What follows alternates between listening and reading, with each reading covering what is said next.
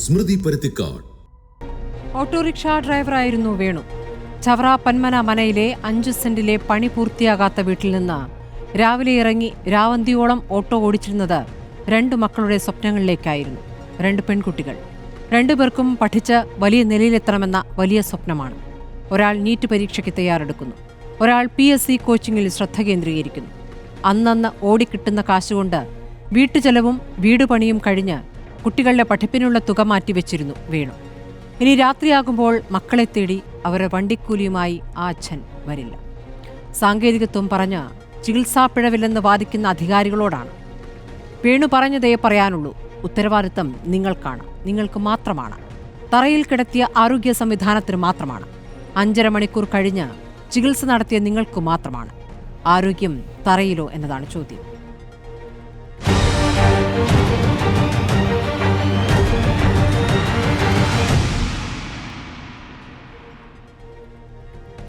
വേണുവിൻ്റെ ഭാര്യ Sindhu, doctor PK Gopan CPM പ്രതിനിധി, doctor Rosnara Begum KGMCTA സംസ്ഥാന പ്രസിഡന്റ്, ഡോക്ടർ അരുൺ NM ആരോഗ്യ വിദഗ്ധൻ എന്നിവരാണ് ചർച്ചയിലുള്ളത്. ആദ്യം ഞാൻ CPM പ്രതിനിധിയിലേക്ക് പോകുന്നു. ഡോക്ടർ PK ഗോപൻ, ഇപ്പോൾ വേണുവിൻ്റെ മരണവുമായി ബന്ധപ്പെട്ട് ആശുപത്രി സൂപ്രണ്ട്, മെഡിക്കൽ കോളേജ് സൂപ്രണ്ടും അവിടുത്തെ ഡോക്ടർമാരും പറയുന്നത് ചികിത്സാ പിഴവില്ല എന്നുള്ളതാണ്. പക്ഷേ താൻ അനുഭവിച്ച കാര്യം പറഞ്ഞു വെച്ചിട്ടാണല്ലോ വേണു പോയത്. ഇക്കാര്യത്തിൽ നിങ്ങൾ എടുക്കുന്നൊരു നിലപാടെന്താണ്?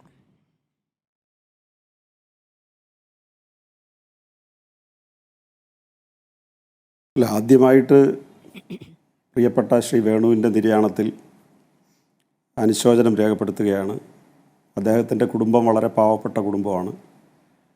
നേരത്തെ ശ്രീ സ്മൃതി കൃത്യമായി ചൂണ്ടിക്കാണിച്ചതുപോലെ ഓട്ടോറിക്ഷ ഓടുന്ന വരുമാനം കൊണ്ട് ജീവിക്കുന്ന കുടുംബമാണ്. കുട്ടികൾ പഠിക്കുന്നുണ്ട്.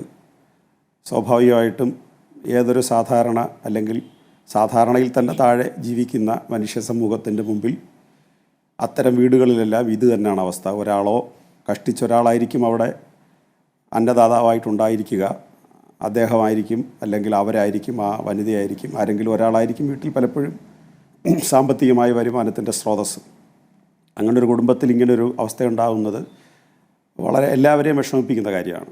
എല്ലാ അർത്ഥത്തിലും അത് അയൽക്കാരിലും അവരുടെ ബന്ധുക്കളിലും പൊതുസമൂഹത്തിലുമൊക്കെ ആ കുടുംബം ഒരർത്ഥത്തിൽ വളരെയധികം സഹതാപം എന്ന് വേണമെങ്കിൽ പറയാൻ പറ്റില്ല, പക്ഷേ ഒരു കാരുണ്യം അർഹിക്കുന്നു. അല്ലെങ്കിൽ അങ്ങനൊരു സംഭവം ഉണ്ടായത് എല്ലാവർക്കും വിഷമമുണ്ടാക്കുന്ന കാര്യമാണ്. പക്ഷേ നമ്മൾ കാണേണ്ടുന്നൊരു കാര്യം, മെഡിക്കൽ കോളേജിൽ നിന്ന് വന്നിട്ടുള്ള റിപ്പോർട്ടുകൾ പരിശോധിക്കുമ്പോൾ, അതിൻ്റെ സാങ്കേതിക വശങ്ങൾ പരിശോധിക്കുമ്പോൾ അത് ഒരു ഗുരുതരമായ പിഴവിൻ്റെ അടിസ്ഥാനത്തിൽ ഒരു മരണം സംഭവിച്ചു എന്നിടത്തേക്ക് നമുക്ക് എത്താൻ കഴിയുമോ എന്ന് സംശയമാണ്. കാരണം അദ്ദേഹത്തെ ഇവിടുന്ന് കൊല്ലത്തെ ജില്ലാ ആശുപത്രിയിൽ നിന്നാണ് റെഫർ ചെയ്യുന്നത്. കൊല്ലത്തെ ജില്ലാ ആശുപത്രി റെഫർ ചെയ്യാൻ കാരണം കൊല്ലത്തെ ജില്ലാ ആശുപത്രിയിൽ ഒരു പരിധി വരെയുള്ള രോഗികളെ ഒക്കെ തന്നെ അവർക്ക് സാധ്യമാവുമെങ്കിൽ അത് പരിശോധിക്കാനും അവിടെ തന്നെ പരിഹരിക്കാനുമുള്ള സംവിധാനങ്ങൾ ആ ആശുപത്രിയിലുണ്ട്. അവിടെ ആൻജിയോഗ്രാം ചെയ്യുന്നുണ്ട്, ആൻജിയോപ്ലാസ്റ്റി ചെയ്യുന്നുണ്ട്, എല്ലാം കൊല്ലത്ത് സാധ്യമാണ്. പക്ഷേ ഈ രോഗിയെ സംബന്ധിച്ച് അത് ചെയ്യാൻ പര്യാപ്തമായ വിധത്തിലല്ല എന്നുള്ളത് കൊണ്ടാണ് അവർ തിരുവനന്തപുരം മെഡിക്കൽ കോളേജിലേക്ക് റെഫർ ചെയ്യുന്നത്. തിരുവനന്തപുരം മെഡിക്കൽ കോളേജിലെത്തിയ രോഗിയെ അദ്ദേഹത്തിന് 2-3 ദിവസം ഇക്കാര്യത്തിൽ പരാതിയുണ്ട് എന്നുള്ളതാണല്ലോ അദ്ദേഹത്തിൻ്റെ വോയിസിലൂടെ നമുക്ക് മനസ്സിലാവുന്നത്. പക്ഷേ അദ്ദേഹം ആരോപിച്ചത് അദ്ദേഹത്തിൽ നിന്ന് ആരെങ്കിലും കൈക്കൂലി ആവശ്യപ്പെടുകയോ കൈക്കൂലി കൊടുക്കാത്തതിൻ്റെ പേരിൽ ചികിത്സ അദ്ദേഹത്തിന് നിഷേധിക്കുകയോ ചെയ്തതായിട്ടല്ല അദ്ദേഹത്തിൻ്റെ ആരോപണം.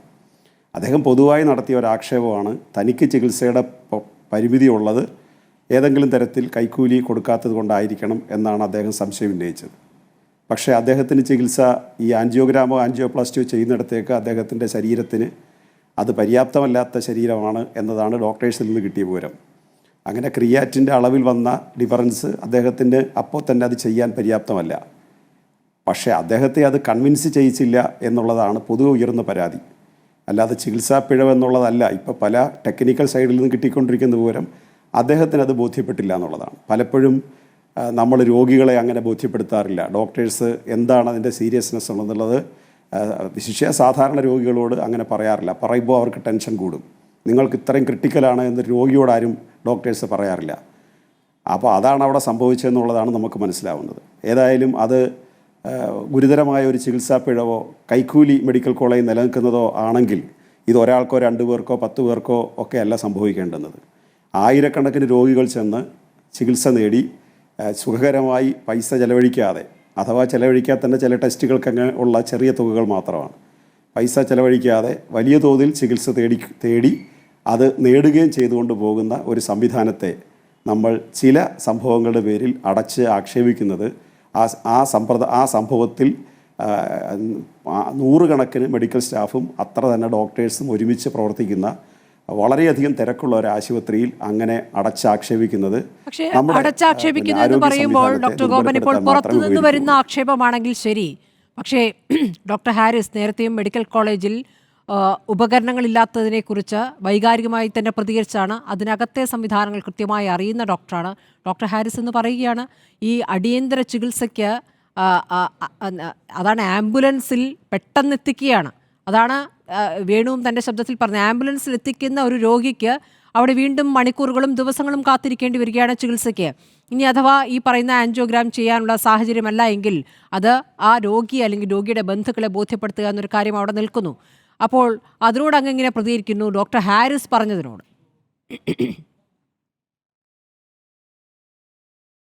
ഡോക്ടർ ഹാരിസ് പോലെ ആ സിസ്റ്റത്തിനകത്ത് നിന്ന ഒരാൾ അങ്ങനെ പറയുന്നത്, ചില കാര്യങ്ങളൊക്കെ അദ്ദേഹത്തെ നമ്മൾ കേട്ടത് വളരെ സതുദ്ദേശപരമായിട്ടാണ്.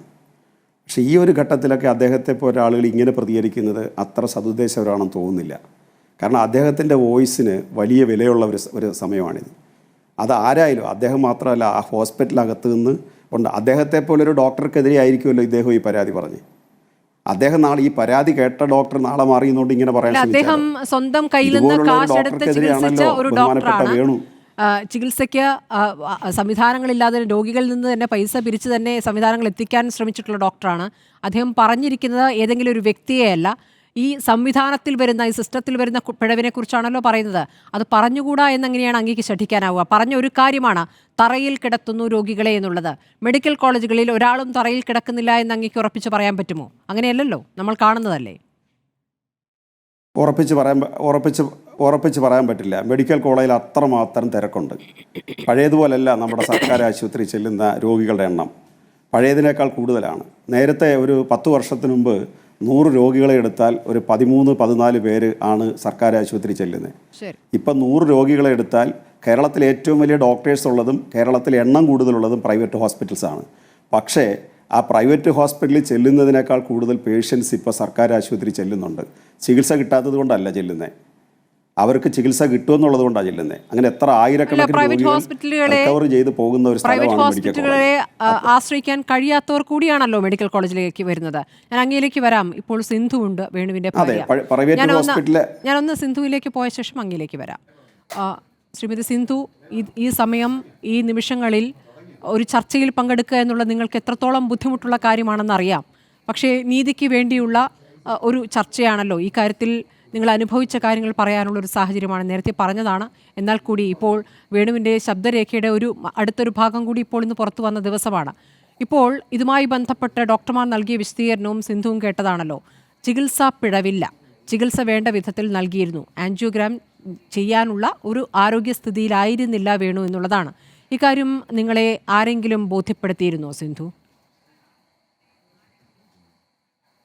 ഇല്ല, ഒരിക്കലും ബോധ്യപ്പെടുത്തിയിട്ടില്ല. ഞാൻ അന്നും ഇന്നും ഒരേ ഇതിലാണ് ഞാൻ പറയുന്നത്. എന്നോട് പറഞ്ഞിട്ടില്ല.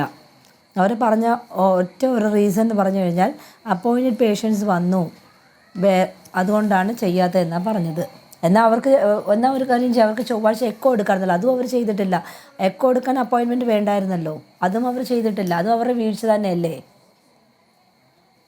ഈ തറയിൽ കിടത്തിയായിരുന്നു ചികിത്സ എന്നുള്ളൊരു കാര്യം ഇടയ്ക്ക് പറയുന്നുണ്ടായിരുന്നു. നിങ്ങൾക്ക് കുറച്ച് കഴിഞ്ഞിട്ട് ബെഡ് കിട്ടിയോ? എന്താണ് സംഭവിച്ചത്?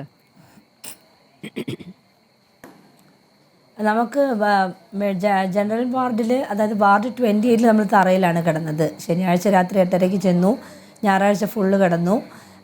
പിന്നെ അതുപോലെ മൺഡേ ഒരു ഉച്ചയോടുകൂടിയാണ് നമ്മളെ അവിടെ നിന്ന് മാറ്റുന്നത്. 11 മണി 12 മണി ആ ഇടയ്ക്കാണ് മാറ്റുന്നത്. ആ സമയം വരെ താഴെ തന്നെയായിരുന്നു. പിന്നെ വാർഡ് 2 പോയപ്പം ഒരു 30 മിനിറ്റോളം എനിക്ക് തോന്നുന്നു തറയിൽ കിടക്കേണ്ടി വന്നു. പിന്നെ ബെഡ് കിട്ടി. ഒരു 2.5 ദിവസം അല്ലേ നിലത്ത് കിടക്കേണ്ടി വന്നു? ബെഡ് കിട്ടിയത് നമ്മൾ ആ ആ ഈ ഈ ആശുപത്രിയിൽ ചെന്നത് തൊട്ട് അവഗണനയാണ് ഉണ്ടായത്. എന്തുകൊണ്ടാണ് അങ്ങനെയൊരു ശബ്ദരേഖ വേണുവിന് നൽകേണ്ടി വന്നത്, സുഹൃത്തിന് അറിയിക്കേണ്ടി വന്നത്? എന്താണ് അതിൽ നിന്ന് സിന്ധു മനസ്സിലാക്കേണ്ടത്? ഇപ്പോൾ അവിടെയുള്ള തിരക്ക് നമുക്കറിയാം, ഒരുപാട് രോഗികളുള്ളതാണ്. പറഞ്ഞോളൂ. ആദ്യത്തെ അവഗണന എന്ന് പറയുന്നത്, ഞാൻ കാഷ്വാലിറ്റിയിൽ നിന്ന് എല്ലാം എഴുതി വാങ്ങിച്ചു, വാർഡ് 28ലേക്ക് അഡ്മിറ്റ് ചെയ്തു. ഞാൻ അവിടെ ഒരു അറ്റൻഡറെ കണ്ടിട്ട്, കാരണം എനിക്ക് ഞാൻ ഈ വീൽ ചെയർ ആദ്യമായിട്ട് ഉരുട്ടുപോയി, എനിക്ക് അത്രയും ബാലൻസ് ഇല്ല, എൻ്റെ കയ്യിൽ കൊണ്ടുപോയ ഡ്രസ്സും എല്ലാം ഉണ്ട് അഡ്മിറ്റ് ആയതുകൊണ്ട്. MRI സ്കാനിങ് 4 എണ്ണം ഉണ്ടായിരുന്നു. എന്നിട്ട് ഞാനൊരു അറ്റൻഡറെ കണ്ടിട്ട് ഞാൻ പറഞ്ഞു, ചേട്ടാ എനിക്കൊരു ഹെൽപ്പ് ചെയ്യാവൂ? അദ്ദേഹം ചോദിച്ചു എന്താ? ഞാൻ പറഞ്ഞു, ഈ ഒരു പേഷ്യൻറ്റിനെ വാർഡ് 28 എത്തിക്കാമോ എന്ന് ചോദിച്ചപ്പോൾ പറഞ്ഞു, അത് നിങ്ങളുടെ ജോലിയാണ്, ഞങ്ങൾ ചെയ്യത്തില്ല എന്ന് പറഞ്ഞു. അത് തന്നെയാണ് ആദ്യത്തെ അവഗണന. പിന്നെ അതേപോലെ രണ്ടാമത് വാർഡിൽ കൊണ്ടുപോയി 8:30 കൊണ്ടുപോയി, അറ്റാക്ക് വന്നൊരു പേഷ്യൻ്റാണ്, താഴെ കിടക്കാൻ പറഞ്ഞു, താഴെ കിടത്തി. ആ പേഷ്യൻറ്റിന് ആദ്യത്തെ മരുന്ന് 1:45 കഴിഞ്ഞിട്ടാണ് കിട്ടുന്നത്. അത് രണ്ടാമത്തെ അവഗണനയാണ് ആ പേഷ്യനോട് കാണിക്കുന്നത്. പിന്നെ അതിനുശേഷം നമ്മളെ കാർഡിയോളജിയിലോട്ട് വിട്ടു. ആൻജിയോഗ്രാം വെനസ്ഡേ ചെയ്യാം, അല്ലെങ്കിൽ ഫ്രൈഡേ ചെയ്യാമെന്ന് പറഞ്ഞു. ചൊവ്വാഴ്ച എക്കോ ചെയ്യാമെന്ന് പറഞ്ഞു. ചൊവ്വാഴ്ച എക്കോ ചെയ്തില്ല. ബുധനാഴ്ച ആൻജിയോഗ്രാം ചെയ്തില്ല. എന്നാൽ വെള്ളിയാഴ്ച ചെയ്യുമോ എന്ന് വെള്ളിയാഴ്ച ചെയ്യാം എന്ന് പറഞ്ഞപ്പോഴും അന്നേരം ഹസ്ബൻഡ് ചോദിച്ചു, വെള്ളിയാഴ്ചയും പേഷ്യൻസ് ഉണ്ടെങ്കിലോ എന്ന് ചോദിച്ചപ്പം നമുക്ക് എക്കോ എടുത്തിട്ട് വേറൊരു ദിവസം തരാമെന്ന് പറഞ്ഞു. അതും അവിടെ അവഗണനയാണ്. കാരണം എന്ന് വെച്ചാൽ കൊല്ലത്ത് എമർജൻസി ആൻജിയോഗ്രാം ഇല്ലാത്തത് കൊണ്ടാണ് ആ പേഷ്യൻറ്റിനെ പറഞ്ഞു വിടുന്നത് എന്ന് നമ്മൾ 108 ആംബുലൻസ് ഇല്ലാഞ്ഞിട്ട് പോലും നമ്മൾ പ്രൈവറ്റ് ആംബുലൻസ് വിളിച്ചാൽ എത്രയും പെട്ടെന്ന് എത്തിക്കാന്നുള്ള ഒരു ഒറ്റ ഇതിലാണ് നമ്മളവിടെ എത്തിച്ചത്. എന്നിട്ടും പല വാർത്തയിലും പറയുന്ന കേട്ട് 24 മണിക്കൂർ കഴിഞ്ഞു പോയി, പേഷ്യൻറ്റിന് നില ഗുരുതരമാണ് എന്ന് പറഞ്ഞു. 24 മണിക്കൂർ കഴിഞ്ഞിട്ടില്ല. രാത്രി 2 മണിക്കാണ് നെഞ്ചുവേദന വന്നത്. പിറ്റേന്ന് 8:30 അവിടെ ജനറൽ വാർഡിൽ അഡ്മിറ്റ് ചെയ്തു കഴിഞ്ഞു. അങ്ങനെ ആകുമ്പം ഒരു 24 മണിക്കൂറും കഴിഞ്ഞിട്ടില്ല. അവരുടെ ഭാഗത്തു നിന്ന് പറയുന്ന എല്ലാ ഇതും തെറ്റ് തന്നെയാണ്. പിന്നെ അതേപോലെ ആൻജിയോഗ്രാം ചെയ്യാൻ അദ്ദേഹത്തിന് ശരിയായ ആരോഗ്യനിലയില്ലെന്ന് പറഞ്ഞു. ബ്ലഡ് ചെക്ക് ചെയ്തു.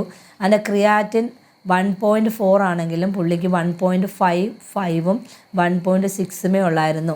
ഞാനിവിടെ ഒരു ഹെഡ് നേഴ്സിനെ കാണിച്ചപ്പോൾ പറഞ്ഞത് അത് അധികമല്ല, കുഴപ്പമില്ല, ഒരു പേഷ്യൻ്റ് വില്ലിങ് ആണെങ്കിൽ നമുക്ക് ആൻജിയോഗ്രാം ചെയ്യാം എന്നാണ് പറഞ്ഞത്. അവിടുത്തെ ഒരു ഡോക്ടേഴ്സും പറഞ്ഞിട്ടില്ല ഇത് കാരണമാണ് ആൻജിയോഗ്രാം ചെയ്യാത്തത് എന്ന്. ഒരു ഡോക്ടേഴ്സും എന്നോടും എൻ്റെ ഹസ്ബൻഡിനോടും പറഞ്ഞിട്ടില്ല. പിന്നെ നമ്മൾ അവിടെ വേറൊരു ഡോക്ടർ, കാരണം വെനസ്ഡേയിലും നടന്നില്ല എന്നറിഞ്ഞപ്പോൾ രാവിലെ ഒരു ലേഡി ഡോക്ടർ ചെന്ന് അവിടെ കാർഡിയോളജി സെക്ഷനിൽ പോയി കണ്ടപ്പോൾ ആ ഡോക്ടർ പറഞ്ഞ റീസൺ എന്ന് പറഞ്ഞാൽ, എന്തുകൊണ്ട് ആൻജിയോഗ്രാമോ എക്കോയോ എനിക്ക് ചെയ്തില്ല എന്ന് എൻ്റെ ഹസ്ബൻഡ് ചോദിച്ചപ്പം അവർ പറഞ്ഞത്, അറ്റാക്ക് വന്ന് 3 മണിക്കൂറിനകം നമ്മൾ ആൻജിയോഗ്രാം ചെയ്തില്ലെങ്കിൽ 5 ദിവസത്തെ മരുന്ന് കഴിച്ചതിന് ശേഷം എടുത്താൽ മതി എന്ന് പറഞ്ഞു. പുള്ളി ഭയങ്കര ഹാപ്പി ആയിട്ടാണ് തിരിച്ചവിടെ നിന്ന് വന്നത്. ഇത് സത്യമായിരിക്കും എന്ന് വിചാരിച്ചു വന്ന് മക്കളോട് പറഞ്ഞു, എന്നോട് പറഞ്ഞു, കുഴപ്പമില്ല, ഇതിൻ്റെ ആയിരിക്കും തലവേദന, നിങ്ങൾ വിഷമിക്കണമെന്ന് ഹാപ്പി ആയിട്ട് പറഞ്ഞു. ആ വൈകുന്നേരമാണ് ആ പുള്ളി മരണപ്പെടുന്നത്. ഇതെല്ലാം അവർ ചെയ്ത അവഗണന തന്നെയാണ് അദ്ദേഹത്തോട്. ഇപ്പോൾ ഈ പറയുന്ന, ഇപ്പോൾ പുറത്ത് പറയുന്ന ഡോക്ടർമാർ പറയുന്നതെല്ലാം, ആ വാദങ്ങളെല്ലാം തെറ്റാണ് എന്ന് തന്നെയാണ് പറയാനുള്ളത് അല്ലേ? ഞാൻ അന്നും ഇന്നും ഒരു വാദത്തിൽ തന്നെയാണ് ഉറച്ചിരിക്കുന്നത്. ഞാൻ എൻ്റെ ഒരു ഇതും ഞാൻ മാറ്റി പറഞ്ഞിട്ടില്ല. അതുപോലെ തന്നെ നമ്മൾ ഈ കൊല്ലത്ത് നമ്മൾ ട്രോപ്പ ടെസ്റ്റ് ചെയ്തപ്പോൾ 1.66 ആണ്. ഇത് 1-ാം തീയതി നമ്മൾ കൊല്ലത്ത് ചെക്ക് ചെയ്തു. അതേപോലെ 2-ാം തീയതി നമ്മൾ ACR ലാബിൽ ചെക്ക് ചെയ്തപ്പോൾ ഇത് ഗ്രേറ്റർ ദാൻ 26.6 ആയിരുന്നു. നമുക്ക് ട്രോപ്പ വേണ്ട റിസൾട്ട് നോർമൽ എന്ന് പറഞ്ഞാൽ 0.019 ആണ്. പക്ഷേ എൻ്റെ ഹസ്ബൻഡിന് 26.6 ഉണ്ടായിട്ട് പോലും അതെന്നെ അറിയിച്ചതുമില്ല, അവർ ആൻജിയോഗ്രാം ചെയ്തതുമില്ല. അവർക്ക് ഒരു ജീവൻ്റെ വില ഇത്രയൊക്കെ ഉള്ളായിരുന്നു എനിക്ക് ഇപ്പോഴാണ് ഞാൻ എല്ലാ, കാരണം ഈ ഓരോരുത്തരും ഇങ്ങനെ വാർത്തകൾ കണ്ടിട്ട് ഇന്ന കാര്യങ്ങൾ പറയുന്ന അനുസരിച്ച് ഞാൻ എൻ്റെ റിസൾട്ട് എടുത്ത് നോക്കിയപ്പോൾ ഇപ്പോഴാണ് ഞാനത് കണ്ടത്. ഡ്രോപ്പായി 26 ഗ്രേറ്റർ ദാൻ 26.6 ഉണ്ടായിരുന്നു എന്നത് ഞാൻ ഇപ്പോഴാണ് കണ്ടത്. ശരി, ഞാൻ അതെന്തായാലും നമ്മൾ ആ റിസൾട്ട് കൊടുത്തപ്പോൾ ആ ഡോക്ടർ കണ്ടു കാണുമല്ലോ. തീർച്ചയായും ഞാൻ സിന്ധു വരാം. ഡോക്ടർ റോസ്നാര ബീഗമുണ്ട് നമ്മോടൊപ്പം, KGMC TA സംസ്ഥാന പ്രസിഡന്റാണ്. ഡോക്ടർ റോസ്നാര, ഇപ്പോൾ സിന്ധു പറഞ്ഞത് കേട്ടല്ലോ.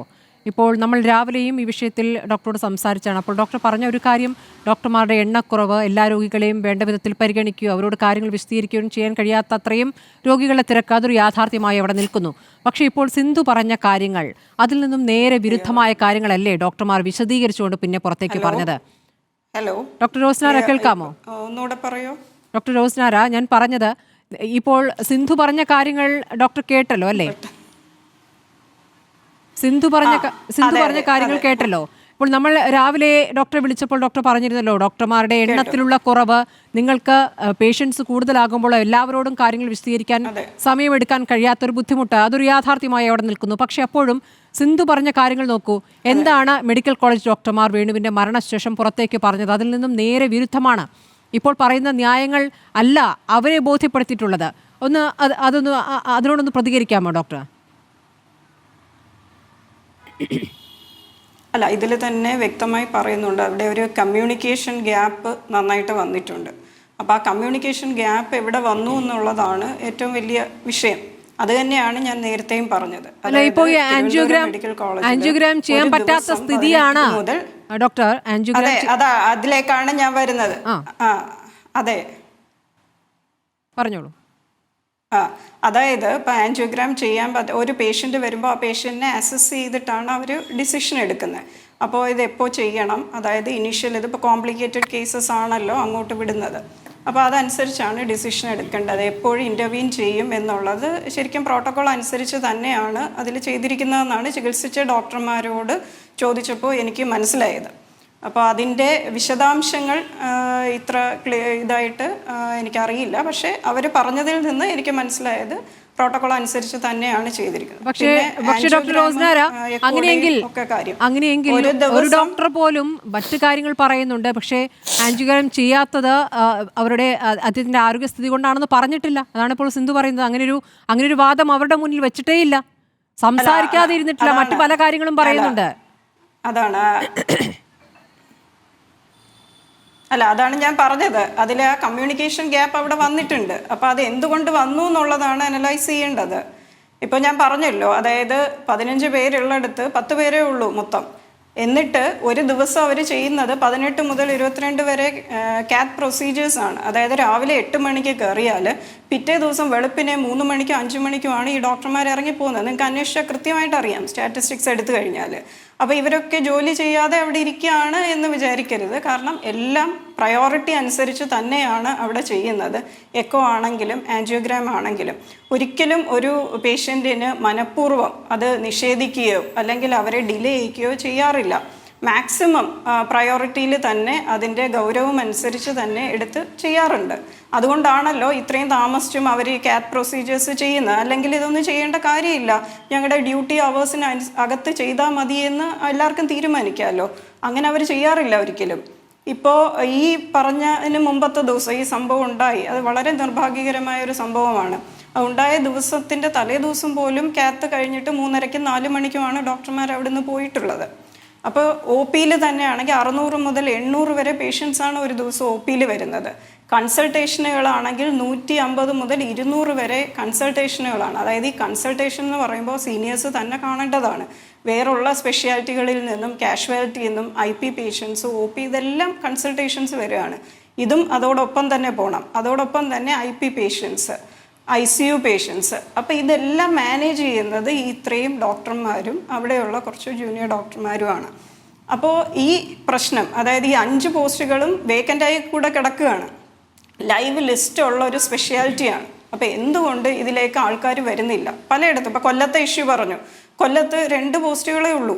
അതിൽ ഒരാളെ SRനെ ഇവിടുന്ന് വിടുകയാണ്, ട്രിവാൻഡ്രത്ത് നിന്ന് വിടുകയാണ്. ആ 2 പോസ്റ്റുകളേ ഉള്ളൂ. ഇത് വെച്ചിട്ട് എമർജൻസി പ്രൊസീജിയേഴ്സ് അവിടെ ചെയ്യാൻ പറ്റുന്ന സാഹചര്യമല്ല. അപ്പോൾ ഉള്ള സ്ഥലങ്ങളിൽ മാനവ വിഭവശേഷി കൂട്ടുകയും സൗകര്യങ്ങൾ കൂട്ടുകയും വേണം. ഒരു പേഷ്യൻറ്റും തറയിൽ കിടക്കേണ്ട ഒരു സ്ഥിതി വരാൻ പാടില്ല. അപ്പോൾ അതെന്തുകൊണ്ട് ഇത്രയും വർഷങ്ങളായിട്ട് നമുക്ക് കറക്റ്റ് ചെയ്യാൻ പറ്റുന്നില്ല എന്നുള്ളത് ഗൗരവമായി തന്നെ ചിന്തിക്കേണ്ട കാര്യമാണ്. ഇത് ഒരു സർക്കാരിൻ്റെ കാര്യമല്ല, മാറി മാറി വരുന്ന എല്ലാ സർക്കാരുകൾക്കും അതിൽ ഉത്തരവാദിത്വമുണ്ട്. ഇപ്പോൾ വർഷങ്ങൾക്ക് മുമ്പുള്ള അതെ, ഞാൻ പഠിച്ചത് തിരുവനന്തപുരം മെഡിക്കൽ കോളേജിലാണ് MBBS പഠിക്കുന്നത്. അന്നും തറയിൽ രോഗികൾ കിടക്കുന്നുണ്ട്. അപ്പോൾ അത് കറക്റ്റ് ചെയ്തുകൊണ്ട് വരാൻ നമുക്ക് പറ്റും. അതായത് പേഷ്യൻസിൻ്റെ ലോഡ് കൂടുന്ന അനുസരിച്ച് അവർക്കുള്ള അടിസ്ഥാന സൗകര്യങ്ങൾ ഈ രോഗികൾ വരുമ്പോൾ അവരെ നല്ല മനുഷ്യരായിട്ട് കൺസിഡർ ചെയ്യുകയും അവർക്ക് അതിനുള്ളൊരു കെയറും ആ ഒരു പരിഗണനയും നൽകാനായിട്ട് നമുക്ക് പറ്റണം. അപ്പോൾ ആൾ കൂടുന്ന അനുസരിച്ച് സൗകര്യങ്ങൾ കൂട്ടിയേ പറ്റുള്ളൂ. അത് ഗവൺമെൻറ്റിൻ്റെ ഉത്തരവാദിത്തമാണ്. അതിൽ നിന്ന് ഒഴിഞ്ഞു മാറാൻ പറ്റില്ല. സിന്ധു, ഇപ്പോൾ ഡോക്ടറോട് എന്താണ് പറയാനുള്ളത്? ഡോക്ടർ റോസ്നാര ബീഗം KGMCTയുടെ സംസ്ഥാന പ്രസിഡന്റാണ്. ഇപ്പോൾ ആശുപത്രിയിൽ ഡോക്ടർമാരുടെ സാഹചര്യമാണ് ഇപ്പോൾ ഡോക്ടർ വിശദീകരിച്ചിരിക്കുന്നത്. സിന്ധു, എന്താണ് പറയാനുള്ളത്? ഓക്കെ, ഒരു ജീവൻ പൊലിഞ്ഞു പോയതിനു ശേഷം ഹോസ്പിറ്റലിൽ മതിയായ ഡോക്ടേഴ്സ് ഇല്ല അല്ലെങ്കിൽ സിസ്റ്റേഴ്സ് ഇല്ല എന്ന് പറയുന്നത് അത് തികച്ചും ഒരു വല്ലാത്തൊരിതാണ്. കാരണം വെച്ചാൽ എനിക്കാണ് നഷ്ടങ്ങൾ ഉണ്ടായത്. ഈ സമയത്തല്ല, ഒരു ജീവൻ പൊലിഞ്ഞു പോയതിന് ശേഷമല്ല ഇതൊക്കെ കണ്ടെത്തേണ്ടത്, നേരത്തെ ചെയ്യണമായിരുന്നു. അതുപോലെ ഡോക്ടേഴ്സിൻ്റെ ഓവർലോഡ് ചെയ്യാൻ വയ്യെങ്കിൽ വേറെ ചെയ്യാൻ പറ്റുന്ന ഡോക്ടേഴ്സിനെ നിർത്താൻ പറയുക. കാരണം as a doctor he has some duty. അതാദ്യം ചിന്തിക്കണം. ഒരു പേഷ്യൻറ്റിനെ അവർ രക്ഷിക്കാനാണ് നോക്കേണ്ടത്. ഇങ്ങനെ ഒരുപാട് ശിക്ഷിക്കാൻ പാടില്ല. ഒരു മരണത്തിലേക്ക് വിട്ടത് കാരണം എൻ്റെ വീടാണ് ഇവിടെ അനാഥമായതല്ല, നിങ്ങൾക്ക് ഈ പറയുന്ന ആർക്കും ഒന്നും സംഭവിച്ചിട്ടില്ല. അത് വൈകാരികമായ പ്രതികരണം തന്നെയാണ്. പ്രിയപ്പെട്ട സഹോദരി, അതെ പ്രിയപ്പെട്ട സഹോദരി, ഞാൻ ഒരു കാര്യം അതുപോലെ തന്നെ ഡോക്ടർ പറഞ്ഞു കമ്മ്യൂണിക്കേഷൻ. എക്സ്ക്യൂസ് മീ ഞാനൊരു കാര്യം പറഞ്ഞോളൂ. എക്സ്ക്യൂസ് മീ, ഞാനൊരു കാര്യം പറയാം. കമ്മ്യൂണിക്കേഷൻ ഗ്യാപ്പ് ഉണ്ടെന്ന് പറഞ്ഞ് എന്തുകൊണ്ട് ആ ഡോക്ടർ പറഞ്ഞില്ല? എന്ത് കാര്യം അക്സെപ്റ്റ് ചെയ്യാൻ as A bystander and A patient ഞാനും എൻ്റെ ഹസ്ബൻഡും വില്ലിങ് ആയിരുന്നു. പലപ്പോഴും ചോദിച്ചു എന്തുകൊണ്ട് എക്കോ ചെയ്തില്ല, ഇല്ലെങ്കിൽ ആൻജിയോഗ്രാം. അവർ തന്നെ, ഞങ്ങളല്ല ചോദിച്ചത്, അവർ തന്നെയാണ് പറഞ്ഞത് we can do angiogram on Wednesday or Friday. Wednesday ചെയ്യാം അല്ലെങ്കിൽ ഫ്രൈഡേ ചെയ്യാം. അവർ തന്നെ പറഞ്ഞിട്ട് അവർ തന്നെ ചെയ്തില്ല. അവരുടെ ഡ്യൂട്ടി ചെയ്തില്ല എന്നല്ല അതിൻ്റെ അർത്ഥം. ഇല്ലെങ്കിൽ നേരത്തെ പറയാമായിരുന്നു വേണു, ഇല്ലെങ്കിൽ പേഷ്യൻ്റ് വന്നില്ലെങ്കിൽ ഞങ്ങൾ ചെയ്യാം എന്ന് പറഞ്ഞില്ല. വെനസ്ഡേ ചെയ്യാത്ത എന്തുകൊണ്ട് എന്ന് ആ ലിസ്റ്റ് വന്നപ്പോൾ ചോദിച്ചപ്പോഴാണ് ആ ഡോക്ടർ പറഞ്ഞത് അപ്പോയിൻമെൻറ്റ് ചെയ്ത് എല്ലാ പേഷ്യൻസും വന്നു. ഇൻ കേസ് ഒരു പേഷ്യൻ്റ് വന്നില്ല എങ്കിൽ ഞങ്ങൾ ചെയ്യാം എന്ന് വിചാരിച്ചു. അങ്ങനെ വിചാരിച്ച് കളയേണ്ടതല്ല ഒരു ജീവൻ. കാരണം ഞങ്ങൾക്ക് എന്നേക്കുമായിട്ടുള്ള ഒരു നഷ്ടമാണ് ഈ സംഭവിച്ചത്. ഇനിയെങ്കിലും ഓരോ പേഷ്യൻസിനും അങ്ങനെ വരാതിരിക്കട്ടെ. കാരണം ഇത് ചെയ്തെന്ന് പറഞ്ഞാൽ ഏറ്റവും വലിയൊരു നീതികേടാണ് ആ മനുഷ്യനോട് കാണിച്ചത്.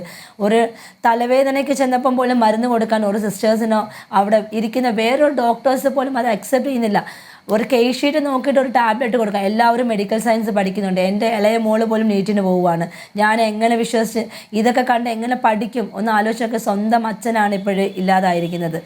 ഒരു ഡോക്ടറോട് തലവേദനയാണെന്ന് പറഞ്ഞപ്പോൾ ഡോക്ടർ ആ പേഷ്യൻറ്റിനെ എന്താണെന്നല്ല നോക്കിയത്, പേഷ്യൻ്റെ നെയിമും വയസ്സും നോക്കിയിട്ട് പറയുന്നു നിങ്ങളെ ഞാനല്ല കൺസൾട്ട് ചെയ്യുന്നത്, നിങ്ങൾ കൺസൾട്ട് ചെയ്യുന്ന ഡോക്ടറോട് ചോദിക്കാൻ. ആ ഡോക്ടർ കഴിയത്തില്ലേ ഒരു തലവേദനയ്ക്ക് ടാബ്ലറ്റ് കൊടുക്കാൻ? മെഡിക്കൽ എത്തിക്സിൽ അങ്ങനെ ഒരു ആസ് എ ഹ്യൂമാനിറ്റി അദ്ദേഹത്തിന് ചെയ്യാവുന്നേ ഉള്ളൂ. അതുപോലും ചെയ്തിട്ടില്ല.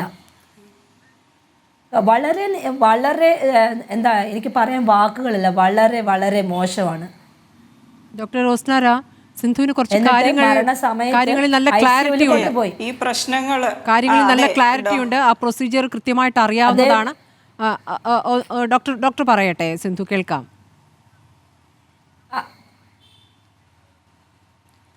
ഇപ്പോൾ ഡോക്ടർ തന്നെ പറഞ്ഞല്ലോ, അതായത് ലിസ്റ്റ് ചെയ്തിരിക്കുന്നത് ഇത് 2 രീതിയിലാണ് ലിസ്റ്റ് ചെയ്യുന്നത്. എമർജൻസി കേസസും ഇലക്റ്റീവ് കേസസും ലിസ്റ്റ് ചെയ്യും. ഈ ഇലക്റ്റീവ് കേസസ് പോലും എമർജൻസിയുടെ ഒരു പാർട്ടായിട്ടാണ് വരുന്നത്. അപ്പോൾ ഇങ്ങനെ വേണുവിനെ പോലെ തന്നെ പല പേഷ്യൻസിൻ്റെയും കൺസിഡർ ചെയ്താണ് ഈ ലിസ്റ്റ് ഇടുന്നത്. അപ്പോൾ ആ ലിസ്റ്റിലുള്ള ഒരാളെ നമുക്ക് മനഃപൂർവ്വം എടുത്ത് മാറ്റാൻ പറ്റില്ല. അപ്പോൾ അങ്ങനെ വരുമ്പോൾ ഇതിന് പ്രയോറിറ്റൈസ് ചെയ്താണ് പലപ്പോഴും ചെയ്യേണ്ടി വരുന്നത്. അപ്പോൾ അതിൽ അവർ അതിൻ്റെ ക്ലിനിക്കൽ ഡീറ്റെയിൽസ് അനുസരിച്ചാണ് അവിടെ ഡിസൈഡ് ചെയ്യുന്നത്. പിന്നെ ഈ പ്രശ്നങ്ങൾ ഇപ്പോൾ പറഞ്ഞു, ഇപ്പോഴല്ല, വർഷങ്ങളായിട്ട് ഞങ്ങൾ തെരുവിലിറങ്ങി പറയുകയാണ് ഇവിടെ ആളില്ല, ഞങ്ങൾക്കിത് ഇത്രയും ചെയ്യാൻ പറ്റില്ല. കാരണം ഈ പേഷ്യൻസ് ഞങ്ങളുടെ മുന്നിലാണ് കരയുന്നത്, ഞങ്ങളാണ് കേൾക്കുന്നത് ഇതൊക്കെ. അപ്പോൾ ഇതെല്ലാം ഞങ്ങൾ സഹിക്കേണ്ടി വരുന്നു. ഇത് പലപ്പോഴായിട്ട് പറയുകയാണ്, ഇന്നോ ഇന്നലെയോ അല്ല. മനസ്സിലാവുന്നു. ഇതെന്തുകൊണ്ട് ആരും കേൾക്കുന്നില്ല, ജനങ്ങൾ എന്തുകൊണ്ട് ഇറങ്ങുന്നില്ല? ആവശ്യമുള്ള പേഷ്യൻസ് ആകുമ്പോഴത്തേക്ക് അതൊരു യാഥാർത്ഥ്യമാണ് സിന്ധു. കാര്യം ചെയ്യണം. ഹോസ്പിറ്റലിൽ അതെങ്ങനെ ചെയ്യാൻ പറ്റും? അങ്ങനെ ആണെങ്കിൽ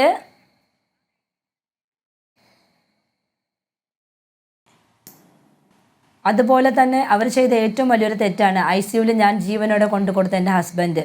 അദ്ദേഹത്തിന് സീരിയസ് ആണ് എന്നുള്ളത് അദ്ദേഹത്തെ കൺസൾട്ട് ചെയ്യുന്ന ഒരു ഡോക്ടർ പിന്നീട് ഞാൻ കണ്ടിട്ടില്ല. കേസ് ഷീറ്റ് അതായത് എക്കോ എടുത്തു, വെനസ്ഡേ വൈകിട്ട് എക്കോ എടുക്കുന്നു, പേഷ്യൻ്റ് ICUവിലേക്ക് മാറ്റുന്നു. എന്നോട് പറഞ്ഞ റീസൺ പുള്ളിക്ക് അച്ഛനെന്നാണ് പറഞ്ഞത്, അച്ഛന് ശ്വാസം മുട്ടലുണ്ട്, ICUവിലേക്ക് മാറ്റാം. എന്നിട്ടും പറയുന്നു നമുക്ക് അതായത് അവിടെ ഒബ്സർവേഷൻ കിട്ടും, 24 മണിക്കൂറും ഡോക്ടറുണ്ട്, സിസ്റ്ററുണ്ട്, ഒബ്സർവേഷൻ കിട്ടുമെന്ന് പറയുന്നു. എന്നിട്ട് എൻ്റെ കൂടെ തന്നെ വന്നു.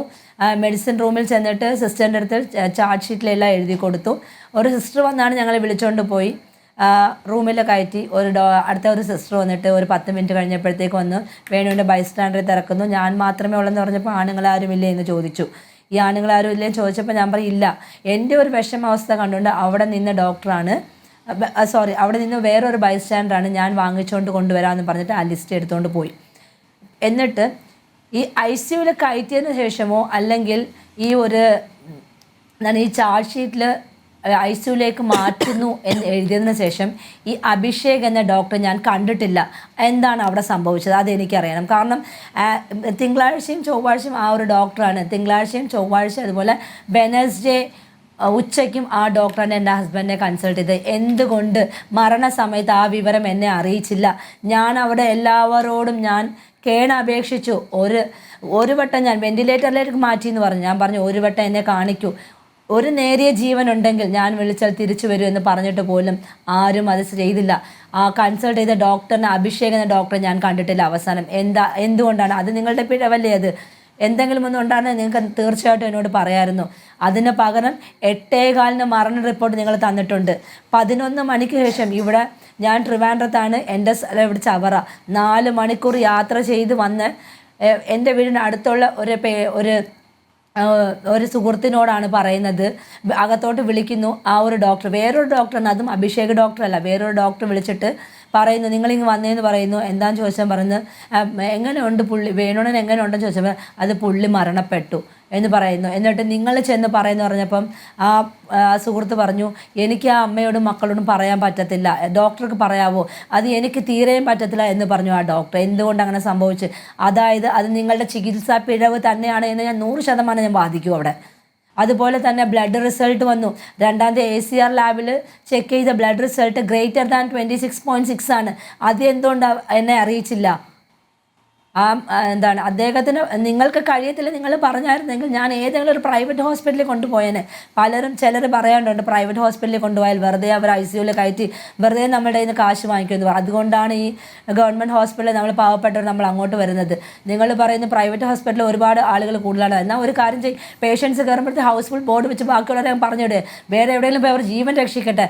അങ്ങനെ ചെയ്താൽ ഞാൻ എൻ്റെ ഹസ്ബൻഡിനെ ഞാൻ രക്ഷിച്ചതന്നെയായിരുന്നു. അവിടെ സ്ഥലമില്ല, നമുക്ക് വേറെ എവിടെയെങ്കിലും പോകാമെന്ന് പറഞ്ഞിട്ട് അടുത്തുള്ള ഏതെങ്കിലും ഒരു പ്രൈവറ്റ് ഹോസ്പിറ്റൽ ഞാൻ കൊണ്ട് എൻ്റെ ഹസ്ബൻഡിനെ ഞാൻ ജീവൻ രക്ഷിച്ചതന്നെയായിരുന്നു. ഇതൊന്നും നിങ്ങൾ ചെയ്തിട്ടില്ല. ഇത് 100% നിങ്ങളുടെ ഭാഗത്തുനിന്നുള്ള തെറ്റ് തന്നെയാണ്. ഇത്രയും എന്നെ കൊണ്ട് പറയാൻ പറ്റൂ.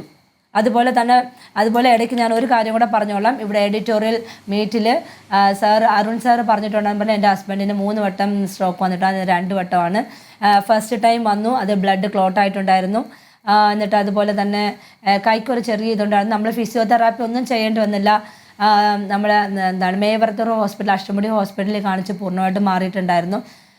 പിന്നെ അതേപോലെ 2ാമത്തെ ടൈം എന്ന് പറഞ്ഞു കഴിഞ്ഞാൽ പുള്ളിക്ക് ഈ കൈക്കും കാലിനും ചെറിയൊരു ഇതേ വന്നിട്ടുള്ളായിരുന്നു. അതും നമ്മൾ ആ അഷ്ടമുടി ഹോസ്പിറ്റലിൽ കൊണ്ടുപോയിട്ട് പൂർണ്ണമായിട്ട് മാറ്റിയിട്ട് ടാബ്ലറ്റ്സ് കഴിക്കുന്നുണ്ടായിരുന്നു. അത് 3 വട്ടമല്ല 2 വട്ടമാണ്. ഓക്കെ. പിന്നെ ഈ ഒരു ചികിത്സാ പിഴവെന്ന് പറഞ്ഞാൽ പൂർണ്ണമായിട്ടും ഞാൻ ആ ഡോക്ടർ തലയിൽ തന്നെ വെക്കും, അല്ലാതെ വേറെ ആരുമല്ല ഉത്തരവാദി. അല്ലെങ്കിൽ നിങ്ങൾക്ക് പറ്റത്തില്ല മുഖത്ത് നോക്കി പറയണം, ചെയ്യാൻ പറ്റാതെ. കാരണം ഇപ്പം എനിക്കൊരു കാര്യം മനസ്സിലായി, ഒരു ഡോക്ടർക്ക് ഒരു പേഷ്യൻറ്റിനെ കൊല്ലാനും സാധിക്കും എന്നുള്ളൊരു കാര്യം മനസ്സിലായി. ഞാൻ എൻ്റെ മോളോട് ഞാൻ പറഞ്ഞിട്ടുണ്ട്, ആസ് എ നീറ്റ് സ്റ്റുഡൻറ്റ് നീ ഇങ്ങനെ ഒരിക്കലും ആവരുതെന്ന് ഞാൻ പറഞ്ഞിട്ടുണ്ട്. ഉറപ്പായിട്ടും ഇനി ആരും അങ്ങനെ ആവരുതല്ലോ. സിന്ധു, ആരോഗ്യമന്ത്രി സിന്ധുവിനെ വിളിച്ചിരുന്നോ? ഒരു നേരിയ ജീവൻ ആരോഗ്യമന്ത്രി വിളിച്ചിരുന്നോ? എന്തെങ്കിലും ഉറപ്പുകൾ തരുന്നു? എന്നെ ആരും വിളിച്ചിട്ടില്ല.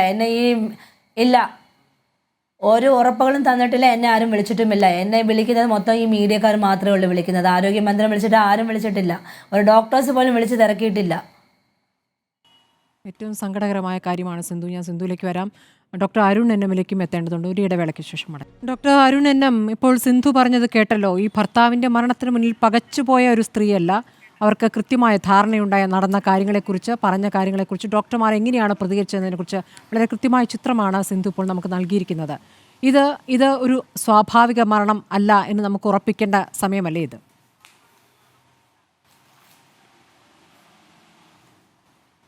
ശ്രീ വേണുവിൻ്റെ തികച്ചും നിർഭാഗ്യകരമായ ഒരു മരണത്തിൻ്റെ പശ്ചാത്തലത്തിലാണ് നമ്മളിവിടെ ചർച്ച ചെയ്യുന്നത്. മരിച്ച വേണുവിൻ്റെ ഭാര്യയ്ക്കും ബന്ധുക്കൾക്കൊക്കെ തന്നെ കൃത്യമായ ചികിത്സ കിട്ടിയില്ല എന്നൊരു അഭിപ്രായമുണ്ട്. പക്ഷേ കാര്യങ്ങളുടെ കിടപ്പ് ഞാൻ നോക്കുമ്പോൾ അദ്ദേഹത്തിന് ഒരു ഹാർട്ട് അറ്റാക്ക് ആയിരുന്നു. ഹാർട്ട് അറ്റാക്ക് വന്നു കഴിഞ്ഞാൽ എത്രയും പെട്ടെന്ന് ആൻജിയോപ്ലാസ്റ്റി ചെയ്യണം എന്ന് പറഞ്ഞ് കൊല്ലം ജില്ലാ ആശുപത്രിയിൽ നിന്ന് തിരുവനന്തപുരത്തേക്ക് അയച്ചിരിക്കുകയാണ്. തിരുവനന്തപുരം മെഡിക്കൽ കോളേജിൽ എത്തുമ്പോൾ അവിടെ ഈ ആൻജിയോപ്ലാസ്റ്റി അതുപോലെയുള്ള സംവിധാനങ്ങൾ നടന്നിട്ടില്ല എന്നുള്ളതാണ് അവരുടെ പ്രധാന കംപ്ലയിൻറ്റ്. എനിക്ക് തോന്നുന്നത് ഈ ആൻജിയോപ്ലാസ്റ്റി അല്ലെങ്കിൽ ആൻജിയോഗ്രാം എന്ന് പറഞ്ഞാൽ ഒരു ലൈഫ് സേവിങ് പ്രൊസീജിയറാണെന്നും അത് ചെയ്താൽ പിന്നെ ആൾ എന്തായാലും രക്ഷപ്പെടും എന്നുള്ളൊരു തെറ്റിദ്ധാരണ എനിക്ക് തോന്നുന്നു ചിലപ്പോൾ ഇവർക്കൊക്കെ ഉണ്ടെന്ന് തോന്നുന്നു.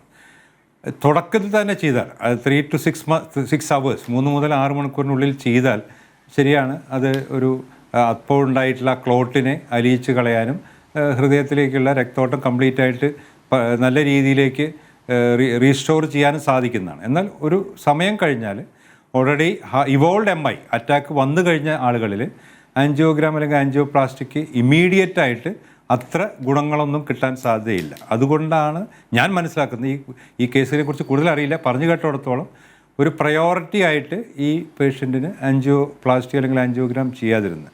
അതിൻ്റെ പുറമെ ക്രിയാറ്റിൻ കുറച്ച് കൂടുതൽ എന്നുള്ളത് കൊണ്ട് ക്രിയാറ്റിൻ കൂടുതലുള്ളവരിൽ ഈ നമ്മളൊരു IV ആയിട്ട് ശരീരത്തിൻ്റെ ഉള്ളിലേക്ക് ഒരു കളറിങ് ഏജൻറ്റ്, ഒരു ഡൈ കയറ്റിയിട്ടാണ് നമ്മൾ ഈ ആൻജിയോഗ്രാം ചെയ്യുന്നത്. ഡൈ ചിലപ്പോൾ വൃക്കയുടെ പ്രവർത്തനം പിന്നെയും മോശമാക്കാം എന്നുള്ളതുകൊണ്ട് ഒരു കോസ്റ്റ് ബെനിഫിറ്റ് അതനുസരിച്ച് ഗുണമാണോ ദോഷമാണോ കൂടുതൽ ഉണ്ടാവുക എന്ന് നോക്കിയിട്ട് ആളൊന്നുകൂടി സ്റ്റേബിലൈസ് ചെയ്തിട്ട് പിന്നീട് ആൻജിയോ ചെയ്തിട്ട് എത്ര ബ്ലോക്ക് ഉണ്ടെന്ന് നോക്കിയിട്ട്, പലപ്പോഴും ആളുടെ ചരിത്രം കേൾക്കുമ്പോൾ ഒരുപാട് ബ്ലോക്ക് ഉണ്ടാവാനും ചിലപ്പോൾ ബൈപ്പാസൊക്കെ ചെയ്യേണ്ടി വരാനും സാധ്യതയുള്ളൊരു പേഷ്യൻ്റ് ആയതുകൊണ്ട് ഇമ്മീഡിയറ്റായിട്ട് ആൻജിയോക്ക് പോവാതെ മെഡിക്കൽ ട്രീറ്റ്മെൻറ്റാണ് ഇവർ നടത്തിയതെന്ന് ഞാൻ മനസ്സിലാക്കുന്നത്. പക്ഷെ അവിടെയൊക്കെ ഉണ്ടായിട്ടുള്ളൊരു പ്രധാന പ്രശ്നം ഈ കമ്മ്യൂണിക്കേഷൻ ഗ്യാപ്പാണ്, നേരത്തെ പറഞ്ഞ പോലെ. അതുപോലെ തന്നെ എനിക്ക് തോന്നുന്നു ഇങ്ങനെ ഒരു പേഷ്യൻ്റ് കേരളത്തിലെ ഏതൊരു സ്വകാര്യ ആശുപത്രിയിൽ എത്തിയാലും ICUയിലാണ് കിടക്കുക സാധാരണ. പക്ഷേ നമ്മുടെ മെഡിക്കൽ കോളേജിലൊന്നും എല്ലാ ICUയും എല്ലാ സമയത്തും ഫുള്ളായിരിക്കും. അപ്പോൾ ഏതെങ്കിലും ഒരു പേഷ്യൻറ്റ് മെച്ചപ്പെട്ട് മാറിക്കഴിയുമ്പോൾ ഉടനെ തന്നെ വാർഡിൽ നിന്ന് ഓൾറെഡി പ്രയോറിറ്റി ലിസ്റ്റ് ഉണ്ടാവും ICUയിൽ കയറ്റാൻ വേണ്ടിയിട്ട്. അപ്പോൾ അങ്ങനെ ICU ഫുൾ ടൈം ഫുള്ളായിരിക്കുന്ന ഒരു സിറ്റുവേഷനാണ് കേരളത്തിലെ എല്ലാ കാർഡിയോളജി മാത്രമല്ല എല്ലാ മെഡിക്കൽ കോളേജുകളിലെയും ജില്ലാ ആശുപത്രികളിലെയും ICUകളുടെയൊക്കെ സ്ഥിതി. അപ്പം അത്രയും അധികം പേഷ്യൻസ് ഉണ്ട്, നമുക്കത് സംവിധാനങ്ങളില്ല. മെഡിക്കൽ കോളേജുകളുടെ എണ്ണം കൂട്ടിയിട്ടുണ്ട്, പക്ഷേ അത് മെഡിക്കൽ കോളേജുകളായിട്ട് പ്രവർത്തിക്കുന്നുണ്ടോ എന്നൊരു ചോദ്യം ഉണ്ടല്ലോ. ഡോക്ടർ ഹാരിസ് ചൂണ്ടിക്കാണിച്ചും അതാണ്. ഈ 1978 സ്റ്റാഫ് പാറ്റേൺ ആണ്. ആ പാറ്റേണിൽ തന്നെ അനുപാതം കുറവാണെന്നാണ് പറയുന്നത്. ആ പാറ്റേൺ പോലും കൃത്യമായി പാലിക്കാൻ സാധിക്കുന്നില്ല എന്നുള്ളതാണ്. ഇപ്പോൾ ഡോക്ടർ ജഹനാരിയുടെ പ്രശ്നം സിന്ധുവിന് അറിയേണ്ടതില്ല. സിന്ധു ഒരു രോഗിയുമായിട്ട് വരുന്ന ഭാര്യയാണ്, ഭർത്താവുമായി എത്തിയ ഭാര്യയാണ്, ഭർത്താവിൻ്റെ രോഗത്തിന് ചികിത്സിക്കാനെത്തിയ ഭാര്യയാണ്. അവർക്ക് ഡോക്ടർമാരെ തിരക്കറിയേണ്ടതില്ല. ഡോക്ടർമാരെ സംബന്ധിച്ച് ഇത് പറയേണ്ടത് സർക്കാരിനോടാണല്ലോ. ആ സർക്കാർ അത് കേൾക്കുന്നില്ല എങ്കിൽ പിന്നെ എന്താണ്? ആത്യന്തികമായ ആർക്കാണ് ഉത്തരവാദിത്തം? അതന്നെ KGMCT ഇപ്പോൾ സമരത്തിലാണ്. 13-ാം തീയതി അവർ പൂർണ്ണമായിട്ട് പണിമുടക്കാൻ പോവുകയാണ്. അവരൊരു ചർച്ചയ്ക്ക് പോലും ഗവൺമെൻറ് വിളിച്ചിട്ടില്ല, ഒരു ചർച്ചയ്ക്ക് പോലും വിളിച്ചിട്ടില്ല. അതാണ് സ്ഥിതി. ഇപ്പോൾ തിരുവനന്തപുരം മെഡിക്കൽ കോളേജ് കാർഡിയോളജി എടുത്താൽ അവർക്ക് സ്വന്തമായിട്ട് വാർഡുകളൊന്നുമില്ല. കുറേ മെഡിസിനിലെ ബെഡുകൾ മാത്രമേ ഉള്ളൂ. സ്വന്തമായിട്ട് ICU ഉണ്ട്, വാർഡില്ല. എനിക്ക് തോന്നുന്നു കാർഡിയോളജിക്ക് സ്വന്തമായിട്ട് വാർഡില്ലാത്ത ഒരുപക്ഷെ ഏക മെഡിക്കൽ കോളേജ് തന്നെ കേരളത്തിൽ ഈ തിരുവനന്തപുരം മെഡിക്കൽ കോളേജ് ആയിരിക്കും. അതുപോലെ തന്നെ നേരത്തെ പറഞ്ഞ പോലെ ഇത്രയധികം സ്റ്റാഫ് വേക്കൻ്റ് ആണ്. നഴ്സിംഗ് സ്റ്റാഫിൻ്റെ വേക്കൻസി ഉണ്ട്. പുതിയൊരു കാത്ത് ലാബ് അവിടെ റെഡി ആയിട്ടുണ്ട്, പക്ഷേ സ്റ്റാഫ് ഇല്ലാത്തതുകൊണ്ട് ഓപ്പൺ ആക്കിയിട്ടില്ല. അപ്പോൾ ഒരു 1970കളിലെയോ 90ലെ സ്റ്റാഫ് പാറ്റേൺ ആണ് ഇപ്പോഴുള്ളത്. ഇപ്പോഴും കിഫ്ബിയോ മറ്റേ ഫണ്ടൊക്കെ വെച്ച് വലിയ വലിയ കെട്ടിടങ്ങൾ ഉണ്ടാക്കുന്നുണ്ട്, വലിയ വലിയ ഉപകരണങ്ങൾ ഉണ്ടാക്കുന്നുണ്ട്, സ്റ്റാഫിനെ നിയമിക്കുന്നില്ല. ഇപ്പോൾ കാർഡിയോളജിയിൽ PSC ലിസ്റ്റ് ഉണ്ട്, സ്റ്റാഫിനെ നിയമിക്കുന്നില്ല. PSC ലിസ്റ്റിൽ സ്റ്റാഫിനെ വിളിച്ചാലും ചിലപ്പോൾ വരില്ല. എന്തുകൊണ്ടാണ്? അതിനനുസരിച്ചുള്ള ശമ്പളം സർക്കാരിന് കൊടുക്കാൻ കഴിയുന്നില്ല. ഇപ്പോൾ പുറത്തോ വിദേശത്തോ അല്ലെങ്കിൽ മറ്റ് പ്രൈവറ്റ് മേഖലയിലോ കൊടുക്കാവുന്ന ഒരു ശമ്പളം കൊടുക്കാൻ സർക്കാരിന് കിട്ടുന്നില്ല, പൈസയില്ല. അപ്പോൾ പിന്നെ ഓട്ടോമാറ്റിക്കലി ആളുകൾ വരാൻ മടിക്കും, ഡോക്ടർമാർ വരാൻ മടിക്കും. അതിപ്പോൾ നിങ്ങളുടെയൊക്കെ ആരുടെയും മക്കളൊക്കെ ആണെങ്കിലും അല്ലെങ്കിൽ നമ്മുടെ കുടുംബക്കാരാണെങ്കിലും കൂടുതൽ ശമ്പളം കിട്ടുന്ന സ്ഥലത്താണല്ലോ ആളുകൾ ജോലിക്ക് പോവുക. അതായത് നാച്ചുറലി അങ്ങനെ തന്നെയാണ്. അപ്പം അതുകൊണ്ട് നമ്മൾ നമ്പർ വൺ എന്ന് പറഞ്ഞിട്ട് നമ്മൾ ആരോഗ്യമേഖലയെ വെച്ച് വോട്ട് നേടാൻ ശ്രമിക്കുമ്പോഴും ആരോഗ്യമേഖലയ്ക്ക് കാര്യമായിട്ട് ഒരു മുതൽ മുടക്ക് നടക്കുന്നില്ല. പ്രത്യേകിച്ച് പേഴ്സണൽ ബിൽഡിംഗ് ഉണ്ടാക്കുന്നു, മെഷീൻ ഉണ്ടാക്കുന്നു, പക്ഷേ നഴ്സുമാരില്ല, ഡോക്ടർമാരില്ല, ക്ലീനിങ് സ്റ്റാഫില്ല. അതായത് ഒരു ICUവിൽ ഒരു 2 പേഷ്യൻറ്റിന് ഒരു നേഴ്സ് വേണം എന്നുള്ളതാണ് കണക്ക്. ഒരു സാധാരണ എല്ലാ പ്രൈവറ്റ് ആശുപത്രികളും അതുണ്ട്. ഒരു 2 പേഷ്യൻറ്റിന് ഒരു നേഴ്സ്. എന്നാൽ നമ്മുടെ പല ഗവൺമെൻറ് മേഖലയിലെ ICUവിലൊക്കെ തന്നെ എങ്ങനെയുണ്ടാകും, ഒരു 15-20 ആൾക്ക് ഒരു നേഴ്സ്. വാർഡിലാണെങ്കിലും ഒരു 4-5 പേർക്ക് ഒരു നേഴ്സ് വേണം വാർഡിൽ.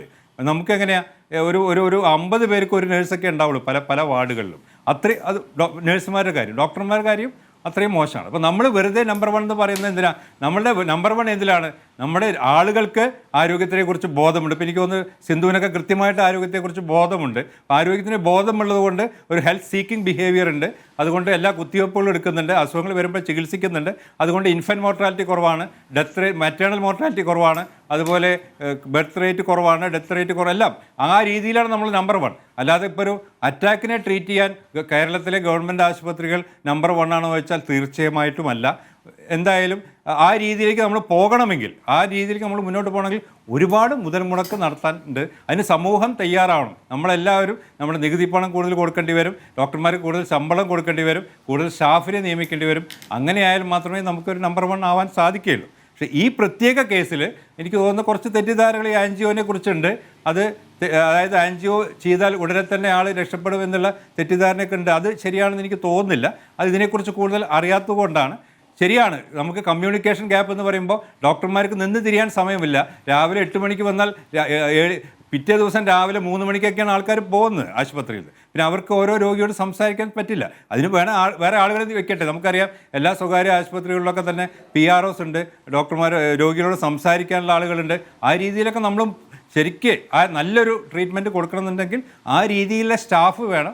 ഓരോ പേഷ്യൻ്റെയും ഡീറ്റെയിൽ ആയിട്ട് പഠിച്ചിട്ട് അവർക്ക് വേണ്ട കാര്യങ്ങൾ എന്തൊക്കെ ചെയ്യാൻ പറ്റണം. അല്ലാതെ എന്ത് മരണങ്ങൾ ഉണ്ടായാലും, അതായത് എന്തായാലും ആശുപത്രിയിൽ മരണങ്ങൾ ഉണ്ടാവും. പ്രത്യേകിച്ച് ഹൃദ്രോഗികളാണ് മരണങ്ങൾ ഉണ്ടാവാം. എന്ത് മരണങ്ങളാണെങ്കിലും ചികിത്സാ പിഴവ് എന്ന് പറഞ്ഞാൽ ഡോക്ടർമാരുടെ മേഖട്ട് കയറിയിട്ട് കാര്യമില്ല. അവരുടെ മനോവീര്യം കൂടി നഷ്ടപ്പെടും. ഇപ്പോൾ തന്നെ ഗവൺമെൻറ് മേഖലയിൽ വർക്ക് ചെയ്യുന്ന ഡോക്ടർമാർ പിന്നെയും അവിടുന്ന് മാറിപ്പോവാനാണ് സാധ്യത.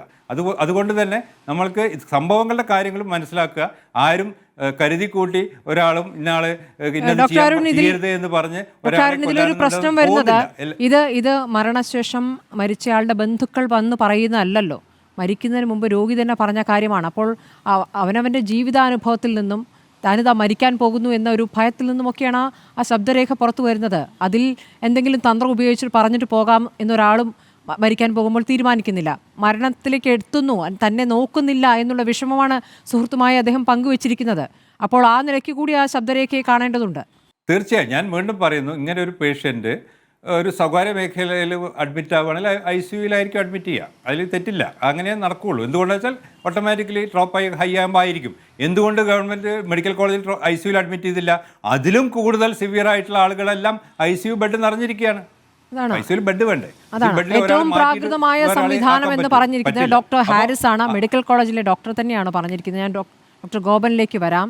ഈ നമ്പർ 1 കേരളം എന്ന് പറയുമ്പോൾ, മേനി പറയുമ്പോൾ ഇതിൽ നടന്നിരിക്കുന്ന സംഭവങ്ങൾ ഇപ്പോൾ നമുക്ക് ഇല്ലാതിരിക്കുന്ന പോരായ്മകളുടെ കണക്കുകൾ ഞെട്ടിക്കുന്ന പോരായ്മകൾ തന്നെയാണ്. അത് ആരോഗ്യ കേരളം ഏത് രൂപത്തിലാണ്? ആരോഗ്യ കേരളം ICUയിലാണോ എന്ന ചോദ്യമാണ് ഉയർത്തുന്നത്. ഞാൻ അങ്ങയിലേക്ക് വരാം.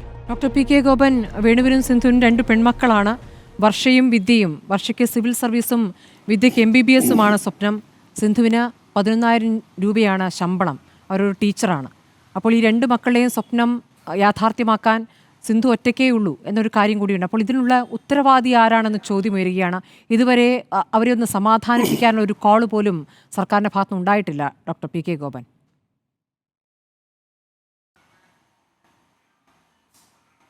അല്ല, ശ്രീമതി സിന്ധുവിൻ്റെ വിഷമവും ദുഃഖവും എല്ലാം നമുക്ക് മനസ്സിലാവുകയും ഞാനത് ആദ്യം പ്രകടിപ്പിക്കുകയും ചെയ്തതാണ്. അവരുടെ എന്ത് ആശങ്കയായാലും അവരെന്ത് കുറ്റം ആരോപിച്ചാലും അതിനെ മറുപടി കൊണ്ട് നേരിട്ട് പരിഹരിക്കാൻ ഉദ്ദേശിക്കുന്നതേയില്ല. ശ്രീമതി സിന്ധു എന്ത് കുറ്റപ്പെടുത്തിയാലും അത് കേൾക്കുക, അതിന് പരിഹാരം ഉണ്ടാക്കാൻ സാധാരണഗതിയിൽ ജീവൻ തിരിച്ചു കൊടുത്ത് പരിഹാരം ഉണ്ടാക്കാൻ കഴിയില്ല. മറുപരിഹാരമാണ് അതിനാവശ്യം. അത് സ്വാഭാവികമായിട്ട് ഇപ്പോഴത്തെ ഈ ടെൻഷൻ കഴിയുമ്പോൾ ഉത്തരവാദിത്തപ്പെട്ടവർ അവരുമായിട്ട് സംസാരിക്കുകയും പ്രതികരിക്കുകയൊക്കെ ചെയ്യും. അത് നമ്മൾ പല കേസിലും കണ്ടിട്ടുമുണ്ട്. അത്തരം കുടുംബങ്ങളെ പരമാവധി ആശ്വസിപ്പിച്ചിട്ടുമുണ്ട്. പക്ഷേ ഇവിടെ ഈ സൗകര്യം ഉപയോഗപ്പെടുത്തിക്കൊണ്ട് ഡോക്ടർ അരുണിനെ പോലുള്ള ആളുകൾ വന്നിരുന്ന് ചർച്ച നടത്തുന്നത് ഈ വെടക്കാക്കി തനിക്കാക്കുക എന്നുള്ള സാധാരണ മലയാള ഭാഷയിൽ പറയും. അദ്ദേഹം ഇവിടെ നടത്തിയ പോയിന്റിൽ ശ്രീ സ്മൃതിക്ക് കേരളത്തിലെ ആരോഗ്യ മേഖലയോടും കേരളത്തിലെ പൊതുസമൂഹത്തോടും കടുത്ത ഉത്തരവാദിത്വം ഉണ്ടെങ്കിൽ ചോദിക്കേണ്ടുന്ന 3-4 പ്രശ്നങ്ങളുണ്ടായിരുന്നു. അവരുടെ കമ്മിറ്റ്മെൻറ്റ്സ് ഉയർത്തിക്കൊണ്ട് വന്നപ്പോഴെങ്കിലും നിങ്ങൾ ഇടപെടുമെന്ന് ഞാൻ കരുതിയതാണ്. അദ്ദേഹം പറഞ്ഞത് വിദേശത്ത് വലിയ ശമ്പളം കിട്ടും, PSCയിൽ വരുന്ന ആളുകളെ കേരളത്തിൽ ജോയിൻ ചെയ്യുന്നില്ല. അപ്പോൾ ഗവൺമെൻറ് ഒഴിവ് റിപ്പോർട്ട് ചെയ്തു, ഗവൺമെൻറ് PSC ടെസ്റ്റ് നടത്തി, ആ PSC ലിസ്റ്റിൽ ആൾ വരുന്നു. എനിക്കും നേരിട്ടറിയാവുന്ന കാര്യം, ഞാൻ മെഡിക്കൽ ഡോക്ടർ അല്ലെങ്കിൽ പോലും ഞാൻ ആ മേഖലയായിട്ട് കുറച്ച് ബന്ധപ്പെടുന്ന ആളെന്ന തരത്തിൽ എനിക്കും അറിയാവുന്നതാണ് PSC വഴി പലരും ജോയിൻ ചെയ്യാൻ തയ്യാറാകാത്തത്. ഒന്നുകിൽ നല്ല ഡോക്ടേഴ്സ് ആണെങ്കിൽ, മികച്ച ഡോക്ടേഴ്സ് ആണെങ്കിൽ സ്വകാര്യ ആശുപത്രികൾ വലിയ സാലറി കൊടുക്കും. അതല്ലെങ്കിൽ വിദേശ ഡോളറുമായിട്ട് നമുക്ക് താരതമ്യം ചെയ്ത് ശമ്പളം കണക്കാക്കാൻ പറ്റുമോ? അത്രയും വലിയ ശമ്പളം കൊടുത്താലേ ഡോക്ടേഴ്സ് ഇവിടെ നിൽക്കുമെന്ന് അദ്ദേഹം തന്നെ പറയുക. എന്നിട്ട് അവർക്ക് ശമ്പളം കൂട്ടി കൊടുക്കണം. ഇതാണ് അദ്ദേഹം ഈ മരണത്തിലൂടെ അദ്ദേഹം മുന്നോട്ട് വെക്കാൻ പരിശ്രമിച്ചൊരു കാര്യം. PSC വഴി ജോയിൻ ചെയ്യാത്ത ഡോക്ടർമാർക്ക് അമിതമായി ശമ്പളം കൊടുത്ത് കേരളത്തിലെ ആരോഗ്യ മേഖല രക്ഷിക്കുക എന്നുള്ളതാണ്. അത് അദ്ദേഹത്തിൻ്റെ ഒരു പോയിന്റ്. രണ്ടാമത് അദ്ദേഹം വരികൾക്കിടയിലൂടെ പറഞ്ഞു വെച്ചത് ശ്രദ്ധിച്ചായിരുന്നോ? ഡെത്ത് റേറ്റ് കുറവാണ്, ബർത്ത് റേറ്റ് കൂടുതലാണ്. അതൊക്കെ ശരിയാണ്, അത് വോട്ട് തേടാനാണ്. എന്താ അദ്ദേഹം പറഞ്ഞുകൊണ്ട് വെച്ചത്? പിന്നീട് അദ്ദേഹം പറഞ്ഞത് എന്താ? കിഫ്ബി വഴി ധാരാളം കെട്ടിടങ്ങൾ പണിഞ്ഞിട്ടുണ്ട്, കിഫ്ബി വഴി ഒരുപാട് എക്യുപ്മെൻറ്റ്സ് വാങ്ങിച്ചിട്ടുണ്ട്. ഇത് രണ്ടുമാണല്ലോ ആരോഗ്യ മേഖലയ്ക്ക് ഏറ്റവും അനിവാര്യമായി വേണ്ടുന്നത്. അപ്പോൾ കെട്ടിടങ്ങളുടെ അഭാവമല്ല. അപ്പോൾ കൊല്ലത്ത് തന്നെ ഇവിടുന്നാണല്ലോ ഡോക്ടർ ശ്രീ വേണുവിനെ അങ്ങോട്ട് റെഫർ ചെയ്തത്. കൊല്ലത്ത് 11 നില, 7 നില, 4 നില 3 കെട്ടിടങ്ങൾ പൂർത്തീകരിച്ചുകൊണ്ടിരിക്കുകയാണ്. എക്യുപ്മെൻറ്റ്സ് അവിടെ പുറത്തു പോയി ഒരാൾ പോലും CT സ്കാൻ ചെയ്യേണ്ട. ഒരു 1500-2000 രൂപ കൊടുത്താൽ 8000 രൂപയ്ക്ക് വെളിയിൽ CT ചെയ്യുന്ന 5.25 കോടി രൂപയുടെ CT സ്കാൻ മെഷീൻ അവിടെ തദ്ദേശ സ്വയംഭരണ സ്ഥാപനം ജില്ലാ പഞ്ചായത്ത് തന്നെ വാങ്ങിച്ചു കൊടുത്തിട്ടുണ്ട് അവിടെ. അങ്ങനെയുള്ള ഒരു ഹോസ്പിറ്റലാണത്. അപ്പോൾ എക്യുപ്മെൻറ്റ്സും കെട്ടിടങ്ങളും മാത്രം പോരാ. കേരളത്തിലെ ജനന നിരക്കിൻ്റെ അവസ്ഥ എന്താ? കേരളത്തിൽ ഒരു സ്റ്റേറ്റുമായിട്ട്, ഞാനിപ്പോൾ കമ്പാരിസനൊന്നും ഈ അവസരം പോകുന്നില്ല, പക്ഷേ ഇന്ത്യയിലെ ഒരു സ്റ്റേറ്റുമായിട്ട് നമുക്ക് അതിൽ താരതമ്യമില്ല. കാരണം അമേരിക്കയിൽ 1000 കുഞ്ഞുങ്ങൾ ജനിച്ചാൽ 5 കുട്ടികളും 6 കുട്ടികളും മരണത്തിന് കീഴടങ്ങുമ്പോൾ കേരളത്തിൽ 4 കുട്ടികളേ ഉള്ളൂ. കേരളത്തിൽ 1911 മരണനിരക്ക് 45 വയസ്സാണ്. ശരാശരി മരണപ്രായം 45 വയസ്സാണ് ഒരാളിൻ്റെ. ഇപ്പോൾ 75 വയസ്സാണ്. ഈ 30 വർഷം കൂടിയതിൻ്റെ കാരണം കേരളത്തിലെ സർക്കാർ ഡോക്ടർമാർ, കേരളത്തിലെ സർക്കാർ ആശുപത്രികൾ, കേരളത്തിലെ സ്വകാര്യ ആശുപത്രികൾ, കേരളത്തിലെ ആരോഗ്യ മേഖലയിൽ നടത്തിയ സമ്പൂർണ്ണമായ ഇടപെടലിൻ്റെ ഭാഗമായി ലോക നിലവാരത്തിലെത്തി. അത് വോട്ട് പറയുന്നവർക്ക് ശമ്പളം ഡോക്ടർ അരുൺ പറഞ്ഞതിനെ അതുമാത്രം എടുത്തിട്ട് അങ്ങ് വിമർശിക്കേണ്ട കാര്യമില്ല. നമ്മുടെ മുന്നിൽ ഒരു യാഥാർത്ഥ്യമുണ്ട്. ഇപ്പോൾ ഡോക്ടർ ജഹനാര അടക്കമുള്ള, ഡോക്ടർ റോസ്നാര ബീഗം അടക്കമുള്ള KGMCT അംഗങ്ങൾ സമരത്തിലേക്ക് പോവുകയാണ്. എന്തുകൊണ്ടാണ് സമരത്തിലേക്ക് പോകുന്നത്? അവർ എണ്ണത്തിൽ ചുരുക്കവും അവരുടെ ജോലി എന്ന് പറയുന്നത് മണിക്കൂറുകൾ നീളുന്നതുമാണ്. അവർക്ക് കൃത്യമായ ശമ്പളം കിട്ടുന്നില്ല, കുടിശ്ശികയിൽ കിട്ടിയിട്ടില്ല. അങ്ങനെ എത്രയോ കാലങ്ങളായി അവർ ഈ ആവശ്യം ഉന്നയിക്കുന്നു. നേരത്തെയും സമരം നടത്തി, ഒരു ചർച്ചയ്ക്ക് പോലും സർക്കാർ തയ്യാറായിട്ടില്ല. യാഥാർത്ഥ്യം അവിടെ നിൽക്കുകയാണ്. മെഡിക്കൽ കോളേജുകളുണ്ടല്ലോ. ഇപ്പോൾ മഞ്ചേരി മെഡിക്കൽ കോളേജുണ്ട്, വടക്കോട്ട് പോകുമ്പോൾ കോഴിക്കോട് മെഡിക്കൽ കോളേജുണ്ട്, വയനാടുണ്ട്, കാസർഗോഡുണ്ട്. കോഴിക്കോട് മെഡിക്കൽ കോളേജ് മാത്രമാണ് അവിടെയുള്ള പ്രധാനപ്പെട്ട നല്ല മെഡിക്കൽ കോളേജായി നിൽക്കുന്ന. അവിടെയുമുള്ള പരാധീനതകൾ എന്നും പുറത്തു വരുന്നുണ്ട്. ഇനിയിപ്പോൾ ഈ പറയുന്ന ഈ വയനാട്ടിലും മാനന്തവാടിയിലും ഇവിടെ ഇൻസ്പെക്ഷൻ, മെഡിക്കൽ കൗൺസിൽ ഇൻസ്പെക്ഷൻ വരുമ്പോൾ കോഴിക്കോട് നിന്ന് ഡോക്ടർമാരെ അങ്ങോട്ടേക്ക് വിടുകയാണ് കുറച്ച് മാസത്തേക്ക്. അത് കഴിഞ്ഞ് തിരിച്ചും വീണ്ടും അങ്ങോട്ട് തട്ടുന്നു. ഇതാണ് ഈ സംവിധാനം. ഇവിടെ കെട്ടിടങ്ങൾ ഉണ്ടാക്കി വെക്കുന്നു, അവിടെ ഡോക്ടർമാരില്ല എന്നൊരു യാഥാർത്ഥ്യമാണ്. അത് ശമ്പളം മാത്രമാണോ വിഷയം? അറിയില്ല. ഡോക്ടർ റോസ്നാര കൂടി പറയട്ടെ. ഡോക്ടർ റോസ്നാര, ഇപ്പോൾ ഡോക്ടർ PK ഗോപൻ പറയുന്ന ഒരു കാര്യമുണ്ടല്ലോ, നമ്മൾ ആരോഗ്യ രംഗത്ത് അല്ലല്ല അങ്ങ് പറഞ്ഞത് അങ്ങ് പറഞ്ഞതിനോട് കൃത്യമായി പ്രതികരിക്കാനാവുക ഡോക്ടർ റോസ്നാരയ്ക്കാണ്. ഈ ചർച്ച 45 മിനിറ്റ് കഴിഞ്ഞു. എനിക്ക് നിങ്ങൾ ആദ്യം 3 മിനിറ്റാണ് തന്നേ. നിങ്ങൾ അവരെ 3 വരെ ഇരുത്തി ചർച്ച ചെയ്യും, എനിക്ക് വിഷമമില്ല. പക്ഷേ ഇത് ശരിയായ ഒരു ഏർപ്പാടല്ല. അദ്ദേഹം പറഞ്ഞതിനും നിങ്ങൾ പറഞ്ഞതിനും മറുപടി പറയാതെ പോകുന്നത് ശരിയല്ല. അല്ലെങ്കിൽ നിങ്ങൾ ചർച്ച കൊണ്ടുവയ്ക്കും. എനിക്ക് അങ്ങനെ ഒരു ബഹളത്തിൽ കൊണ്ടുപോകേണ്ട ചർച്ചയായിട്ട് തോന്നുന്നുണ്ടെങ്കിൽ അങ്ങനെ ചെയ്യൂ. അങ്ങേക്ക് പറയാനുള്ളത് പൂർത്തിയാക്കൂ. ഇതിൽ അഭിപ്രായം പറയുന്നവരുടെ മെക്കിട്ട് കയറുകയല്ലോ വേണ്ടത്. അങ്ങേക്ക് അഭിപ്രായം പറയാം. ഇതിപ്പോൾ ഡോക്ടർ അരുണിനെതിരെ അത് നിങ്ങളുടെ ജോലിയാണ്. അല്ല, അത് ഡോക്ടർ സ്മൃതിയുടെ അരുണിനെതിരെ ജോലിയാണ്. ഡോക്ടർ അത് സ്മൃതിയുടെ ജോലിയാണ്. ഡോക്ടർ അല്ല, അത് സ്മൃതിയുടെ ജോലിയാണ്. അഭിപ്രായം അരുണിനെതിരെ പറയുന്നത് ഒരു കേട്ട് അല്ലല്ല ഡോക്ടർ അരുണിനെതിരെ അങ്ങനെ പറഞ്ഞുകൊണ്ടിരുന്നതുകൊണ്ടാണ് ഞാൻ അങ്ങനെ പറഞ്ഞത്. അദ്ദേഹം അല്ല, അതിന്റെ അഭിപ്രായം അത് പറയുന്നു. സ്മൃതിക്ക് താല്പര്യമുള്ള കാര്യം അരുൺ പറഞ്ഞതുകൊണ്ട്, സ്മൃതിക്ക് താല്പര്യമുള്ള കാര്യം ഡോക്ടർ അരുൺ പറഞ്ഞതുകൊണ്ട് സ്മൃതി അങ്ങനെ പറഞ്ഞാൽ മതി. പക്ഷെ എനിക്കത് പ്രതിരോധിച്ചാൽ മതിയാവും. കാരണം ഇവിടെ ബഹുമാന്യായ ഡോക്ടർ റോസ്നാര തന്നെ പറഞ്ഞൊരു കാര്യമുണ്ട്. തിരുവനന്തപുരം മെഡിക്കൽ കോളേജിൽ 20-ൽ പരം കാത്ത് ലാബ് പ്രൊസീഡിങ്സ് ഒരു ദിവസം നടക്കുന്നു. 17 ഡോക്ടർമാരുണ്ട് അവിടെ. 20-ൽ പരം പ്രൊസീഡിങ്സ് നടക്കുന്നു. ഈ 20 പേര് മരിച്ചതായിട്ട് നിങ്ങൾ റിപ്പോർട്ട് ചെയ്തില്ലല്ലോ. ഒരു ദിവസം 20 പേരുടെ കാത്ത് ലാബിൻ്റെ പരിശോധന ഇവിടെ നടക്കുന്നുണ്ടല്ലോ. അപ്പോൾ നമ്മുടെ നാട്ടിൽ നടക്കുന്ന എത്ര വളരെ വളരെ അപൂർവമായ മനുഷ്യർക്ക് ഇപ്പം ഹാർട്ട് ഡിസീസ് വന്നാൽ, 100 പേർക്ക് ഹൃദയരോഗം വന്നാൽ അല്ലെങ്കിൽ ഹൃദയസ്തംഭനം വന്നാൽ 20ഓളം പേർ മരിക്കുന്നു എന്നുള്ളത് കേരളത്തിലെ കണക്കാണ്. അന്താരാഷ്ട്ര നിലവാരത്തിൽ അതിൽ കൂടുതലാണ്, ഇന്ത്യയിൽ അതിൽ കൂടുതലാണ്. കേരളത്തിലെ കണക്കനുസരിച്ച് തന്നെ 100 പേർ ഹൃദയസ്തംഭനം വന്നാൽ 20% ആളുകളെ രക്ഷിക്കാൻ നമുക്ക് കഴിയുന്നില്ല.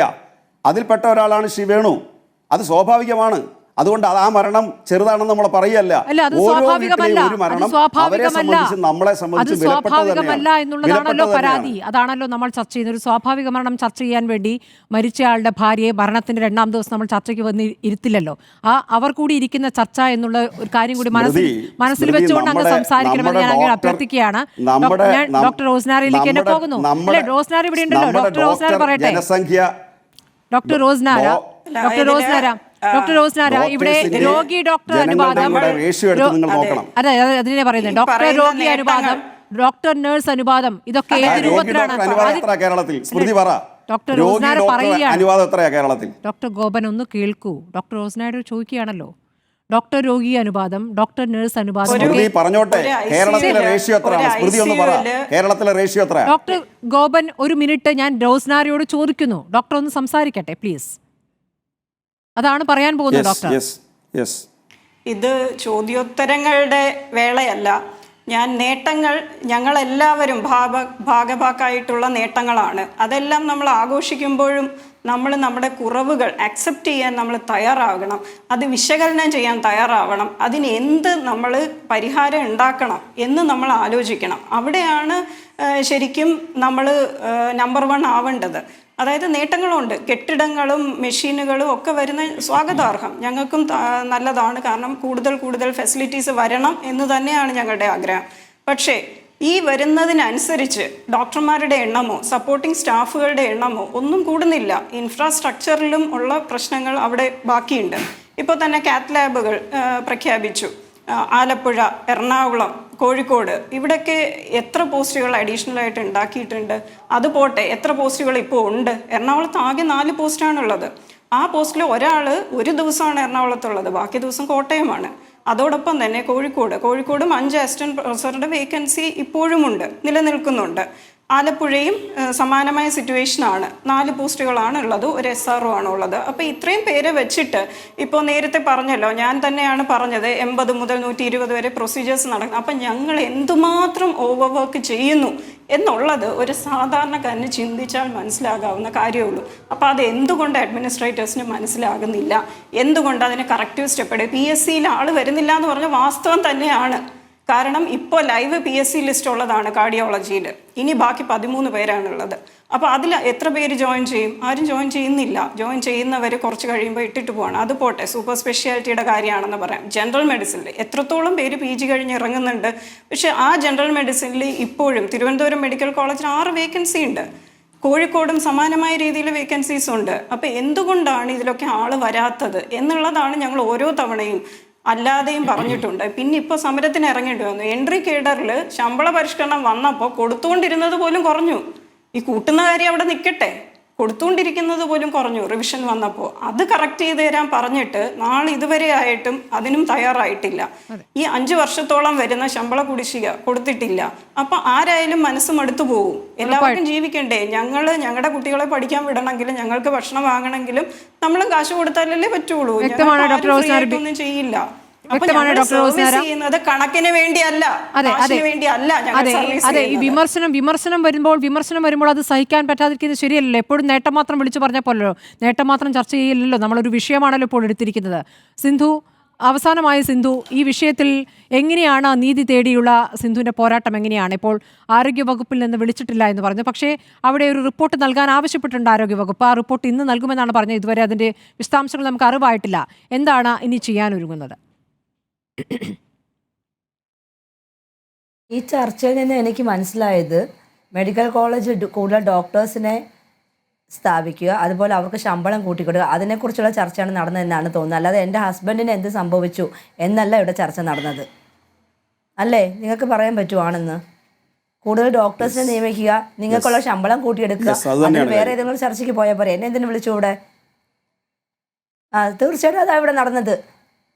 എൻ്റെ ഹസ്ബൻഡ് അടച്ച് മൂന്ന് ദിവസം ആയതേ ഉള്ളൂ. നിങ്ങൾ ഇവിടെ ചർച്ച ചെയ്തത് നിങ്ങൾക്ക് വർക്ക് ലോഡ് കൂടുതലാണ്, നിങ്ങൾക്ക് ശമ്പളം കുറവാണ്. ഇത് ചർച്ച ചെയ്യാൻ ഞാനിവിടെ വന്നിരിക്കേണ്ട കാര്യമില്ലായിരുന്നു. എനിക്ക് തീരെ വയ്യാതിരിക്കും. ഞാനിവിടെ വന്നിരുന്നത് നിങ്ങളുടെ ശമ്പളം കൂട്ടി കൊടുക്കുക, എന്നെ ഇവിടെ വിളിക്കേണ്ട ഒരു കാര്യമില്ലായിരുന്നു. സ്മൃതിക്ക് മനസ്സിലായി കാണുമല്ലോ. ഡോക്ടർ ഗോപനോടല്ല, നിങ്ങൾക്ക് വേറെ അല്ല, ഡോക്ടർ റോസ്നാര അതിന് മറുപടി പറഞ്ഞല്ലോ സിന്ധു. അവരുടെ ഒരു സാഹചര്യം പറഞ്ഞിട്ടുണ്ട്. ഈ ചികിത്സയുമായി ബന്ധപ്പെട്ട് പിഴവുകൾ വന്നിട്ടുണ്ടെങ്കിൽ സംസാരിച്ചിട്ടില്ല, യഥാർത്ഥത്തിൽ ഡോക്ടർമാർ നന്നായി സംസാരിച്ചില്ല എന്നുള്ളതാണ്. റോസ്നാര അവിടെയല്ല കേട്ടോ. ഡോക്ടർ റോസ്നാര KGMCTയുടെ പ്രസിഡന്റാണ്. ആ കാര്യങ്ങൾ വിശദീകരിച്ചു എന്ന് മാത്രം. ഇതെന്തൊക്കെ പറഞ്ഞാലും എനിക്ക് എൻ്റെ നഷ്ടം എനിക്ക് മാത്രമേ ഉള്ളൂ നഷ്ടം. ഇതിൽ നിന്ന് എനിക്ക് മനസ്സിലായി, എനിക്ക് മാത്രമേ ഉള്ളൂ നഷ്ടം. ലാസ്റ്റ് എല്ലാവരും കൊണ്ടെത്തിച്ചത് ഡോക്ടേഴ്സിന് ശമ്പളം കൂട്ടിക്കൊടുക്കുക, കൂടുതൽ ഡോക്ടേഴ്സിനെ നിയമിക്കുക, കൂടുതൽ സിസ്റ്റേഴ്സിനെ നിയമിക്കുക, അങ്ങനെയുള്ള കാര്യമാണ്. അല്ലാതെ എൻ്റെ ഹസ്ബൻഡിനും എനിക്ക് ഇവിടെ നീതി കിട്ടിയതായിട്ട് എനിക്ക് തോന്നുന്നില്ല.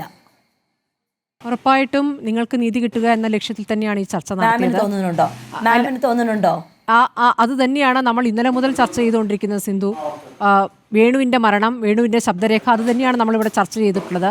അതിന് ഇടയാക്കിയിരിക്കുന്ന സാഹചര്യങ്ങളിലേക്ക് പോകുമ്പോൾ ഉറപ്പായിട്ടും ആ ഡോക്ടർമാർ അവരുടെ സാഹചര്യം കൂടി വിശദീകരിക്കുമല്ലോ. അതാണ് സംഭവിച്ചത്. സിന്ധുവിൻ്റെ കാര്യം തന്നെയാണ് പറഞ്ഞിട്ടുള്ളത്. അതിൽ നീതി കിട്ടണം എന്ന് തന്നെയാണ് നമ്മളും ആവശ്യപ്പെടുന്നത്. അതുകൊണ്ടാണല്ലോ ആരോഗ്യവകുപ്പിൽ നിന്ന് എന്ത് നടപടി ഉണ്ടായി എന്ന് ചോദ്യം ഉയരുന്നത്. അതിന്മേലുള്ള അന്വേഷണങ്ങൾ നമ്മൾ തുടരുക തന്നെ ചെയ്യും സിന്ധു. വേണു എന്ന ഓട്ടോറിക്ഷ ഡ്രൈവറുടെ മരണം, അതിനു മുൻപ് അദ്ദേഹത്തിൻ്റെതായി പുറത്തു വന്ന ശബ്ദരേഖ, അതാണ് നമ്മളിവിടെ ചർച്ച ചെയ്തത്. ആ കുടുംബത്തിന് നീതി കിട്ടുക എന്ന് തന്നെയാണ് പ്രധാനം. ആ നീതി ലഭിച്ചിട്ടില്ല എന്നുള്ളതാണ് ആ കുടുംബത്തിൻ്റെ ഏറ്റവും പ്രധാനപ്പെട്ട പരാതി. അതിനോട് സർക്കാർ കണ്ണു തുറക്കുകയോ വേണം. സർക്കാർ ആരോഗ്യവകുപ്പ് കൃത്യമായും അവരോട് ബന്ധപ്പെടുകയോ സംസാരിക്കുകയോ തന്നെ വേണമെന്ന് പറഞ്ഞുകൊണ്ട് നമ്മൾ ഈ ചർച്ച അവസാനിപ്പിക്കുകയാണ്. ചർച്ചയിൽ ഡോക്ടർമാർ പങ്കെടുക്കുമ്പോൾ സ്വാഭാവികമായും അവരുടെ സാഹചര്യം കൂടി അവർ വിശദീകരിക്കും. അതാണ് യഥാർത്ഥത്തിൽ നടന്നത്. സിന്ധുവിനൊരു തെറ്റിദ്ധാരണയുണ്ടായതാണ്. സിന്ധുവിന് പറയാനുള്ളത് കേൾക്കാൻ തന്നെയാണ് തുടക്കത്തിൽ അവരിലേക്ക് പോവുകയും ചെയ്തിരിക്കുന്നത്. വളരെ നന്ദി സിന്ധു. ഒപ്പം തന്നെ doctor PK Gopan, doctor Rosnara Begum, doctor Arun NM ചർച്ചയിൽ പങ്കെടുത്തതിന്.